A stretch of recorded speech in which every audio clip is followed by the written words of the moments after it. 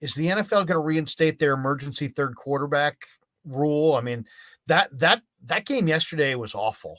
I mean, could you imagine if that were the Super Bowl? They would lose their minds. Now, we know they only do things if it affects their pocketbooks, but look at the numbers. Just 11 NFL quarterbacks played all of their team's scheduled games this season. 9 of them were on playoff teams. 5 playoff teams saw significant snaps from their backups this season due to injury. 3 started in the playoffs with backups as starters. 1, of course, the 49ers made it to the conference championship. They used to have a rule, I believe, that if the 2 guys went down, a third guy could come in. They don't have that rule anymore. Most teams go with 2. I mean, there's people asking a couple questions today. They're asking, is the NFL going to introduce this rule? And also, what is it about the 49ers that their quarterbacks keep getting hurt? What do you think? Are we going to see this rule changed where, what happened yesterday essentially won't happen in the future? They absolutely should, and there's no reason, in my opinion, not to have it. I don't think it provides any competitive advantage or disadvantage to any team. It makes complete sense to have it.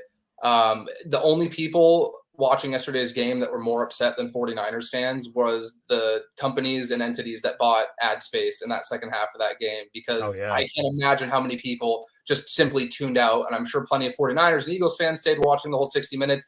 They probably lost a huge chunk of just the casual nationwide audience because it was a team that couldn't throw the football forward. And the outcome was pretty much written on the wall a quarter into the game. So I think you're right, Larry. Like when you have a situation like that, I think the outside factors that play in with money, with ad revenue, with all the things that are really powering this engine, they're going to have something to say about that. And I think that's a situation that you have to be able to avoid at all costs. And you have to be able, again, it doesn't guarantee that the 49ers win the game or even have a chance to win the game. But if you had an able-bodied quarterback that could step in, if Jacob Eason's in there after Josh Johnson gets hurt, the Niners, you at least have that glimmer of hope, and it's a watchable product. What we saw yesterday was as close to an unwatchable playoff game that I can ever remember in conference championship weekend in my lifetime. And I think that's something you have to avoid at all costs.